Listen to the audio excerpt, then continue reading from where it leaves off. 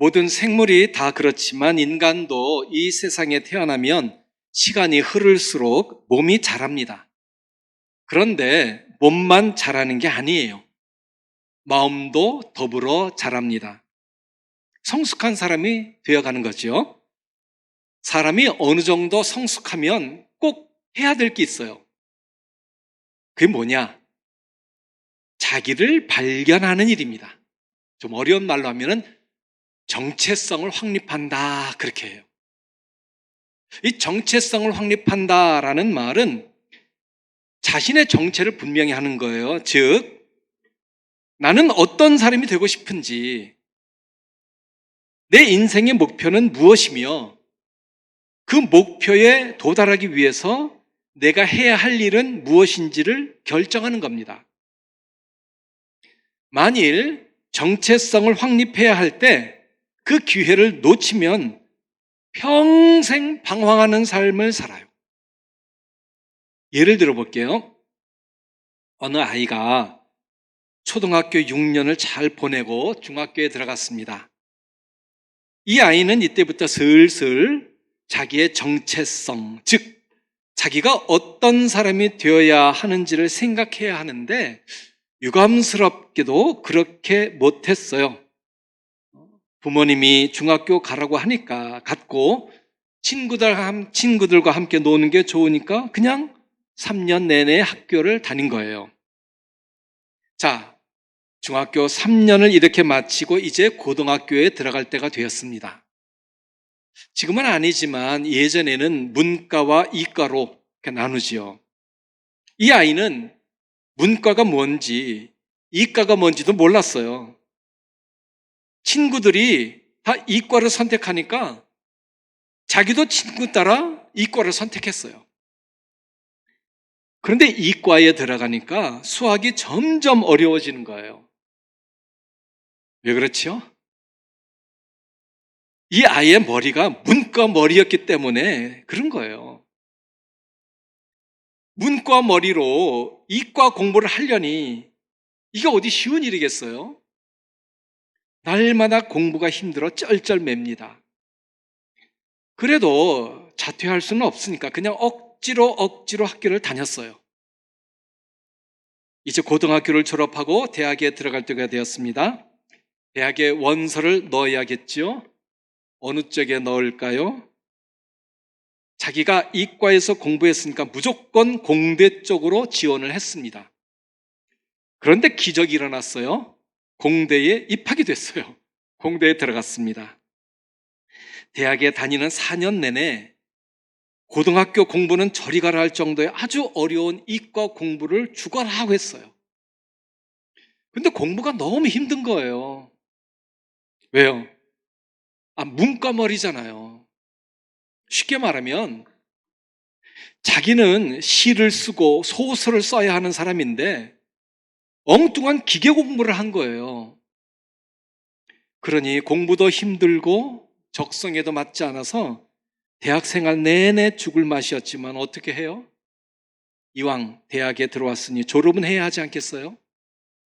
자, 이제 대학을 졸업했습니다. 그 다음에는 직장 생활을 해야겠죠? 어떤 쪽에 이력서를 넣을까요? 사무직일까요? 기술직일까요? 당연히 기술직이지요. 왜요? 공대를 나왔잖아요. 그래서 평생토록 적성에 맞지도 않고 아무런 재미도 없는 공장에 다니며 한숨만 푹푹 쉽니다. 그러다가 결혼을 하고 자녀도 낳았어요. 그러나 여전히 공장 다니기가 고역이에요. 일하는 게 너무 힘들어서 사표를 내고 싶지만 그러지도 못해요. 가족이 모두 자기만 바라보고 보고 있는데 어디 사표를 냅니까? 아침마다 공장에 출근하려면 죽을 지경이에요. 그러면서 하루 종일 이런 생각을 하죠. 이 길이 내 길 아닌데. 이 길이 내 길 아닌데. 이 사람의 삶은 죽을 때까지 가시밭길의 연속이에요. 여러분, 이 사람에게 왜 이런 일이 생겼을까요? 이건 중학생 때 자기 정체성을 찾지 못해서 그래요. 자기 정체성을 찾지 못하니까 인생이 길을 잃은 거예요. 그러니 평생 후회만 하고 살다가 삶을 마치는 거죠. 정말 불행한 일이에요. 하지만 젊었을 때에 자기가 어떤 사람이 되어야 하며 자기 인생의 목표가 무엇인지를 분명히 하게 되면 삶이 즐거워요. 재미있어요. 일하는 게 재미있어요. 피곤하지가 않아요. 그래서 정체성을 확립한다는 게 인간의 삶에서 이렇게 중요한 거예요. 사람마다 정체성이 다 다른데 누구는 목사, 누구는 선생, 누구는 음악가, 누구는 회사원, 누구는 의사, 누구는 사업가 등등 여러 가지일 겁니다. 하지만 저나 여러분이나 공통적으로 갖고 있는 또 다른 정체성이 있어요. 그게 뭐냐? 그리스도인이라는 정체성이에요. 그리스도인. 그리스도인이란 말은 신약 성경 가운데에서 오늘 우리가 읽은 본문에 처음으로 등장을 합니다. 즉, 예수님께서 부활 승천하신 후에 초대교회의 7 집사 중에 한 사람인 스데반 집사가 돌에 맞아 순교하자 많은 믿는 사람들이 고향을 떠나 흩어지게 되었습니다. 그런데 그들 중 몇몇 사람은 그 수리아라는 지방에 안디옥이 있었어요. 이 안디옥에 이르러서 복음을 전했어요. 그 가운데에 많은 사람들이 예수님을 믿었습니다. 그러자 예루살렘 교회가 그 소식을 들었어요. 안디옥에도 예수 믿는 사람들이 생겼네. 그래서 바나바를 안디옥의 선교사로 파송을 합니다. 바나바는 다소라는 곳에 가서 거기에 머물고 있던 바울을 안디옥으로 데리고 오는데요. 거기서 두 사람이, 바울과 바나바가 1년간 복음을 전합니다. 이때 복음을 들은 사람들이 처음으로 그리스도인이라는 별명을 얻게 돼요. 그 이후로 예수님을 믿는 사람들을 모두 그리스도인이라고 하죠. 우리가 그리스도인이에요. 자, 그리스도인이란 말은 그리스도를 따르는 사람, 그리스도에게 속한 사람, 그리스도의 소유가 된 사람, 이런 뜻입니다. 자, 목사라면 목사의 정체성을 갖고 살아야 하고, 경찰이라면 경찰의 정체성을 갖고 살아야 하지요. 예수님을 따르는 그리스도인이라면 그리스도인다운 정체성을 갖고 살아가야 하는데, 어떤 삶이 그리스도인다운 삶일까요? 첫째는 감사의 삶입니다. 그리스도인은 무슨 일을 만나든 감사의 마음을 잃지 말아야 합니다. 감사가 없이 언제나 불평, 불만이 가득하고 남 탓하기를 좋아하며 자기 생각과 다르면 무조건 싸우고 보는 사람은 그리스도인이라고 할 수 없어요. 사도행전 5장 40절에 보니까 마가의 다락방에서 성령 충만을 받은 사도들이 담대한 마음으로 복음을 전하자 대제사장들 그리고 산헤드린 공회에 속한 사두개인들과 바리새인들이 복음을 전하는 사도들을 붙잡아서 옥에 가둡니다. 하지만 하나님께서 가만히 계실 리가 없지요. 즉시 천사를 보내 옥문을 열어 그들을 풀어주셨습니다. 옥에서 나온 사도들은 다시 담대한 마음으로 복음을 전하는데 또다시 사람들이 와서 사도들을 붙잡아요. 그리고는 다시는 복음을 전하지 못하도록 채찍질을 합니다.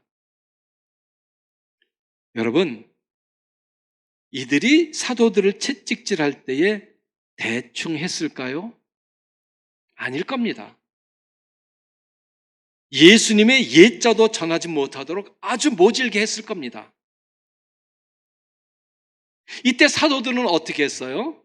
사도행전 5장 41절에 이렇게 기록되어 있습니다. 사도들은 그 이름을 위하여 능욕받는 일에 합당한 자로 여기심을 기뻐하면서 공회 앞을 떠나니라. 놀랍잖아요, 여러분? 사도들은 다른 일도 아닌 복음을 전하다가 매를 맞았어요. 매를 맞아도 기뻐했어요. 여러분, 기억하세요. 우리 그리스도인은 이 세상에 살 때에 고난을 당하게 되어 있습니다. 고난 없는 믿음 생활은 이 지구상에 단 한 곳도 없어요. 그래서 사도 바울은 로마서 8장 17절에서 이렇게 말했지요. 자녀이면 또한 상속자, 곧 하나님의 상속자요, 그리스도와 함께한 상속자니 우리가 그와 함께 영광을 받기 위하여 고난도 함께 받아야 할 것이니라. 또 빌립보서 1장 29절에서는 그리스도를 위하여 너희에게 은혜를 주신 것은 다만 그를 믿을 뿐 아니라 또한 그를 위하여 고난도 받게 하려 하심이라.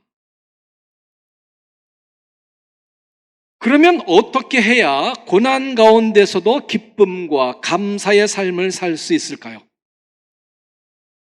그건 하나님께서 나를 용서하시고 나에게 베풀어 주신 구원의 은혜가 얼마나 큰지를 생각하는 거예요. 이 생각 하나만 확실히 붙잡아도 내게 닥친 어려움을 능히 극복할 수 있어요. 지금은 돌아가셨지만 1911년에 평북 선천에서 태어나셔서 신학교를 다니시고 21년간 중국 선교사로 섬기신 목사님이 계세요. 아마 여러분 잘 모르실 겁니다. 방지일 목사님이란 분입니다. 100세가 넘게 사셨어요. 이분이 생전에 이런 말씀 하셨다고 해요. 따라해 볼까요? 저 따라 하셔야 됩니다. 언제 어디서나 내가 당한 일은 내 죄보다 가볍다. 언제 어디서나 내가 당한 일은 내 죄보다 가볍다. 사람은 누구든지 자기가 지금 당하고 있는 고통이 전부라고 생각을 해요. 그래서 온통 거기에 정신을 쏟고 내게 고통을 준 그 사람에게 복수하려고 목숨을 걸어요. 하지만 구원받은 사람은 그렇지 않습니다. 내 죄가 얼마나 큰지를 알고 그런 죄에서 나를 구원해 주신 그 하나님의 은혜를 잊지 않아요. 그래서 내가 아무리 힘들고 어려운 일을 당해도 또 내게 억울하고 손해나는 일이 생겨도 그건 내가 지은 죄에 비하면 아무것도 아니라는 걸 깨달아요. 힘들고 고통스러운 상황이 있어도 그건 내가 지은 죄보다 훨씬 가벼운 일이니 억울할 것도 없고 분노할 것도 없어요. 그저 하나님께 감사할 뿐입니다. 찬송가 373장 2절 가사가 이렇죠. 큰 물결이 일어나 나 쉬지 못하나 이 풍랑으로 인하여 더 빨리 갑니다. 사랑하는 여러분, 혹시 여러분이 신앙생활 잘 하려고 하는데 생각지도 못한 풍랑으로 인해 고난의 길을 걷고 있습니까? 감사하세요. 왜요? 이 찬송가 가사처럼 풍랑 때문에 비록 쉬지는 못하지만 오히려 더 빨리 갈 수 있으니 감사한 일이죠. 둘째로 그리스도인다운 삶은 어떤 삶이냐? 회개의 삶입니다. 하나님께서 우리에게 주신 선물 중에 하나가 회개예요. 만약 우리에게 회개가 없다면 우리는 평생 사탄의 자녀로 살다가 죽는 비참한 신세가 되고 말았을 거예요. 이거 정말 무서운 일이에요. 근데 우리에게 회개가 있어요. 회개라는 선물을 주셨어요. 이 얼마나 좋아요. 이거 감사한 일이죠. 하지만 우리가 다 경험하듯이 회개, 이거 정말 하기 싫어요. 우리 중에 회개 좋아할 사람 어디 있어요? 없어요. 회개하려고 하면 처음부터요, 마음속에서, 내 속에서 거부 반응이 일어나요. 본능적으로 회개하기가 싫은 거예요. 이거 꼴 회개해야 하나? 안 하면 안 되나? 이런 생각이 들어요. 그런데 여러분, 여기서 우리가 알아야 될 게 있어요. 회개하는 걸 싫어하도록 만드는 게 바로 사탄의 교묘한 전략이에요. 사탄은 어떻게 해서든지 우리가 하나님 앞에서 회개하지 못하도록 온갖 방법을 다 동원해서 방해를 해요. 그래서 우리가 여기에 속으면 안 되는 거예요. 만일 우리가 같은 죄를 반복해서 지었다면 정말 하나님 앞에 부끄럽기 짝이 없지만 그래도 또 회개를 해야 돼요. 물론 다시는 같은 죄를 짓지 않도록 피나는 노력을 해야 하겠죠. 그러나 혹시 같은 죄를 지었다고 해도 회개를 뒤로 미루어서는 안 됩니다. 내 마음속에 죄가 생각났을 때는 빨리 그 자리에서 해결을 해야 돼요. 생각났다는 말은 하나님께서 내게 회개할 기회를 주셨다는 말이에요. 그러니까 그 기회를 놓치면 안 되는 거죠. 누가복음 15장에 나와 있는 탕자의 비유 잘 아시죠? 아버지의 재산을 받아서 멀리 떠나간 아들이 이 모든 재산을 허랑방탕 다 탕진하고 말았어요. 그러다가 급기야 그 땅에 흉년까지 들어서 먹을 게 없어졌습니다. 비로소 굶주리게 된 탕자는 결국 돼지 치는 사람에게 불리붙어 살았어요. 그러던 어느 날 탕자에게 이런 생각이 들었어요. 내 아버지 집에 양식이 풍족한 품꾼이 얼마나 많은가. 그런데 나는 여기서 줄여 죽는구나.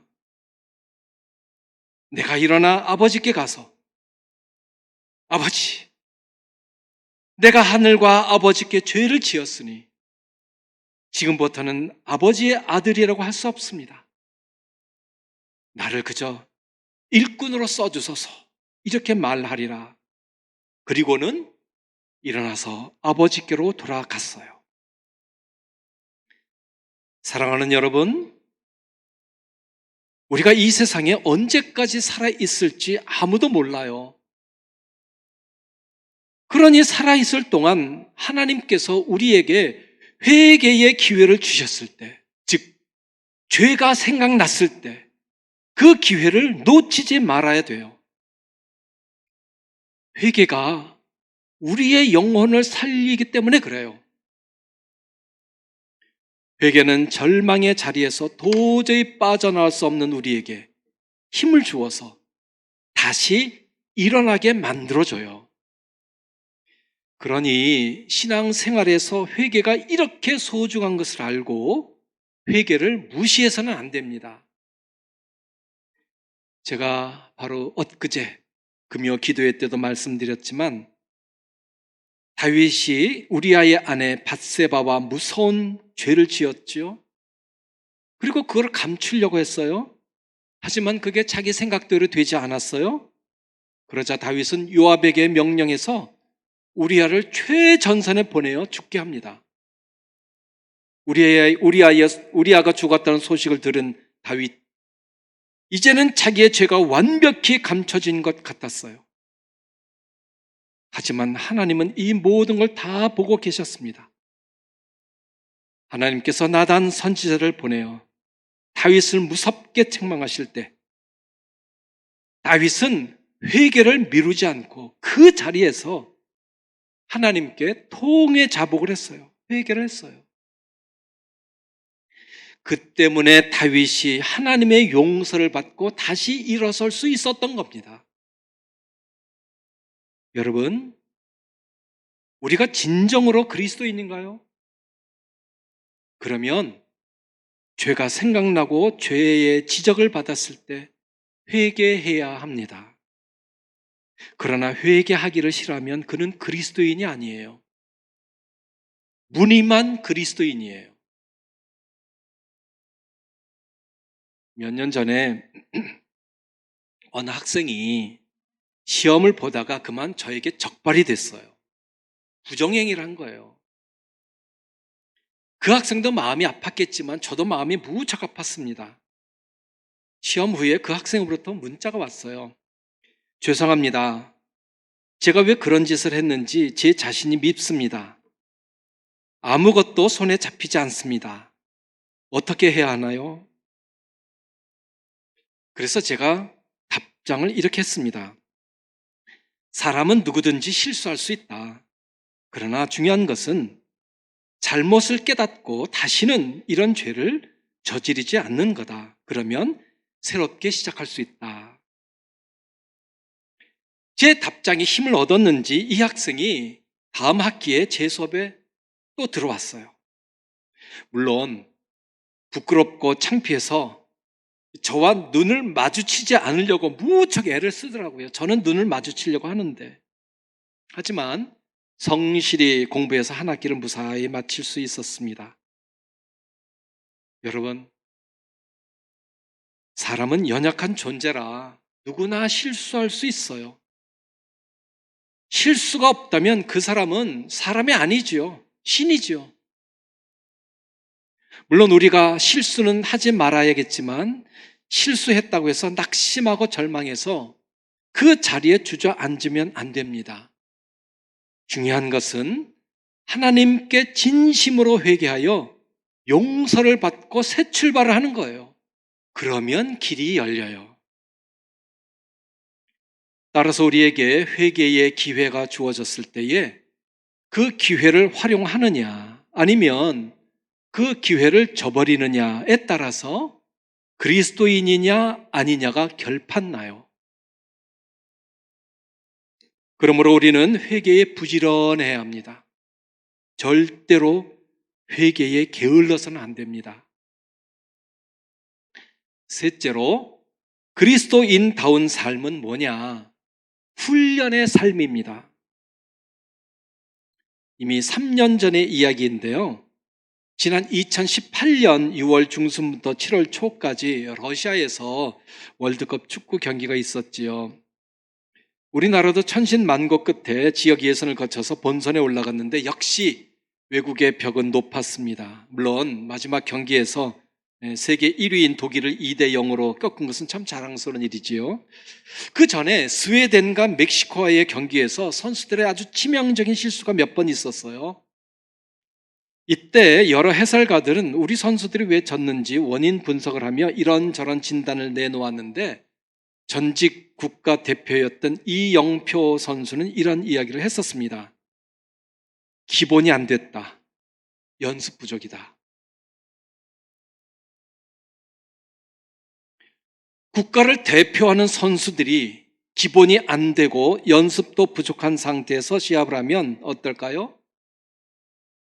이기는 게 이상한 거예요. 져야 정상이죠. 그럼 우리가 독일을 2대0으로 이긴 건 어떻게 된 거죠? 그건 독일이 자기네가 세계 1위라는 자만심으로 우리를 너무 얕봤기 때문에 스스로 무너진 거예요. 축구만이 아닙니다. 이 세상의 모든 것에는 기본기가 중요해요. 기본기가 없이 어느 날 갑자기 전문가가 되는 일은 없습니다. 어느 분야의 전문가가 되고 싶다면 오랜 시간 동안 모진 훈련을 거쳐서 기본기를 단단히 다진 후에야 비로소 조금씩 전문가로 발돋움을 할 수 있습니다. 이건 우리에게도 마찬가지입니다. 우리가 그리스도인으로서 기본기를 다지려면 해야 할 일들이 있어요. 말씀 훈련을 해야 됩니다. 말씀 훈련이라는 말은 설교를 많이 듣는 훈련, 성경 공부를 많이 듣는 훈련도 필요하지만 말씀을 듣고 배운 대로 삶에 실천하는 훈련을 말해요. 예를 들어 축구 선수들이 공 차는 훈련은 안 하고 맨날 TV로 축구 경기를 보면서 이 선수는 이렇게 공을 차네? 저 선수는 저렇게 하네? 이러면 될까요? 아닙니다. 그런 건 TV를 보는 일반인들도 다 할 수 있어요. 심지어 초등학생들도 그렇게 말할 수 있어요. 중요한 게 뭐예요? 코치와 감독이 시키는 대로 부지런히 훈련해서 그걸 몸에 배도록 하는 거예요. 그런 훈련이 없으면 축구에 대해서 많이 알아도 소용이 없어요. 우리도 그렇죠? 우리가 오랫동안 믿음 생활을 해서 어지간한 성경 지식은 다 갖고 있어요. 특히 평생 믿음 생활하신 분들, 다른 분들보다도 더 많은 성경 지식을 갖고 있습니다. 그런데 우리가 성경을 아는 것으로 멈추면 소용이 없어요. 왜냐? 하나님을 모르는 사람, 심지어 불교를 믿는 사람들도요, 성경을 많이 읽는 사람이 있어요. 그런데 왜 그들이 그리스도인이 되지 못해요? 성경을 머릿속으로만 넣었어요. 그 말씀대로 안 살아요. 그러니까 그리스도인이 되지 못하는 거예요. 우리도 성경을 아는 것으로 그치면 불교 신자와 다를 바 없고 그들과 똑같은 사람이 되고 마는 겁니다. 어떻게 해야 되죠? 말씀대로 살아야 됩니다. 창세기 22장에 보면 하나님께서 아브라함의 아들 이삭 바치라고 하세요. 이 말씀을 들은 아브라함 다음날 아침에 일찍 일어나서 이삭을 데리고 갑니다. 그리고는 하나님의 말씀대로 이삭을 죽여 번제로 바치려 할 때 하나님께서 말씀하시죠. 아브라함아, 아브라함아, 그 아이에게 손대지 마라. 이 말씀이 뭐예요? 합격! 그 말이에요. 너 합격이다. 아브라함이 저절로 믿음의 조상이 된 게 아닙니다. 하나님의 말씀대로 실천하니까 된 거예요.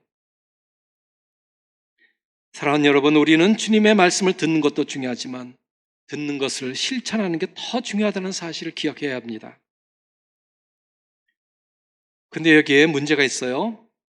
하나님의 말씀이 내 마음에 내키지 않을 때는 어떻게 해요? 답은 간단합니다. 그래도 해야 됩니다. 아브라함처럼. 근데 많은 분들이 하나님의 말씀대로 살아간다고 하면서 자기 마음에 드는 거는 해요. 근데 자기 마음에 들지 않은 건, 그리고 힘든 건 안 해요. 그러면 기본기가 없는 그리스도인이 되는 거예요. 국가대표 선수가 자기 마음에 드는 훈련만 하지 자기 마음에 안 드는 훈련, 힘든 훈련을 거부하면 어떻게 돼요? 그 선수로서의 자격이 없는 거죠. 모름지기 국가를 대표하는 선수라면 훈련이 자기 마음에 들어도 안 들어도 또 그 훈련이 죽을 정도로 힘들어도 감독의 명령에 따라서 철저히 훈련을 하는 거예요. 우리가 그리스도인, 즉 그리스도를 따르고 그리스도의 말씀대로 사는 사람들이라면 철저한 말씀 훈련을 통해서 기본기를 갖춰야 됩니다. 그 기본기는 하루아침에 만들어지는 게 아니에요. 힘들고 어려워도 날마다 그 말씀을 실천하는 데서 기본기가 만들어지는 거예요. 물론 말씀대로 살려고 하다가 실수도 하고 실패도 하고 또 지칠 때도 있겠지요. 그러나 그럼에도 불구하고 훈련은 계속해야 합니다. 여러분, TV에서 달인이라는 별명을 받은 사람들을 가끔 보시죠. 그 사람들이 어떻게 해서 달인이 됐어요? 간단하죠. 똑같은 일을 수없이 반복하니까 달인이 되는 거예요. 우리도 말씀의 달인이 될 수 있어요. 말씀의 달인. 하나님의 말씀대로 사는 훈련을 날마다 하는 겁니다. 그러면 그게 쌓이고 쌓여 기본기가 다져지고 결국에는 말씀의 달인으로 우뚝 서는 겁니다. 가끔 사람들이 이런 말을 해요. 어떤 일에 익숙하면 몸이 먼저 반응한다고요. 예를 들면 이 권투 선수들은 갑자기 무슨 일이 있으면 손이 먼저 나간다는 거죠. 헤딩을 잘하는 축구 선수는 발보다 머리가 먼저 나간대요. 몸이 먼저 반응하는 거죠. 왜 그래요? 내가 생각하고 판단하기 전에 몸이 먼저 반응하기 때문에 그래요. 기본기가 되어 있는 사람, 이렇게 몸이 먼저 반응합니다. 이와 똑같이 우리가 말씀 훈련이 잘 되어서 기본기가 제대로 갖춰져 있으면 내게 어떤 일이 닥칠 때에 머릿속으로 이래야 되나 저래야 되나 따지고 계산하지 않아요. 즉시 하나님의 말씀에 따라서 반응을 해요. 그런데 말씀 훈련이 부족하거나 기본기가 약하면 어떻게 돼요? 머뭇거려요. 왜요? 훈련이 안 돼 있으니까 반응이 늦는 거예요. 즉시 반응하지 못하면 엉뚱한 생각으로 시간을 끌게 되고 시간을 끌면 내 욕심, 내 생각에 쏠려서 결국 하나님의 뜻을 이루지를 못해요. 기도의 예를 제가 설명을 드릴게요.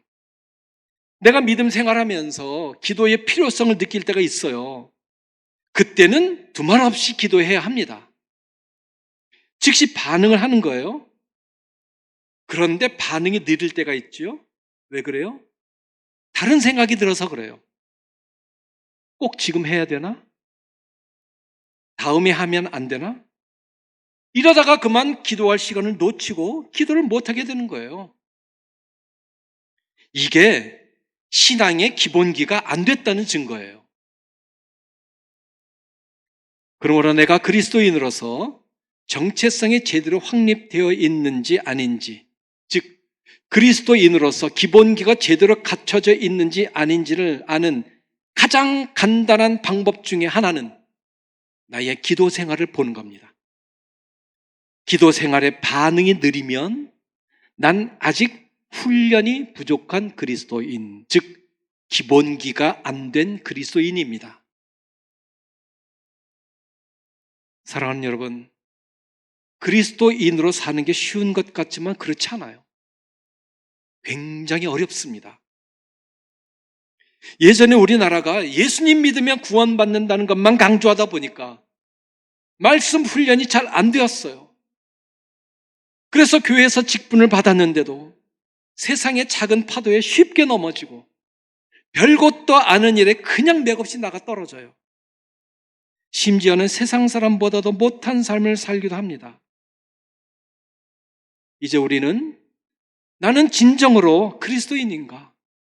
이 질문에 정직히 대답해야 합니다. 우리가 그리스도인이라면 하나님의 말씀대로 살아야 합니다. 마태복음 7장 21절에서 예수님께서 이렇게 말씀하셨어요. 나더러 주여 주여 하는 자마다 다 천국에 들어갈 것이 아니요. 잘 들으세요. 다만 하늘에 계신 내 아버지의 뜻대로 행하는 자라야 들어가리라. 여러분, 주님의 이름을 부른다고 해서 천국 들어가는 게 아니에요.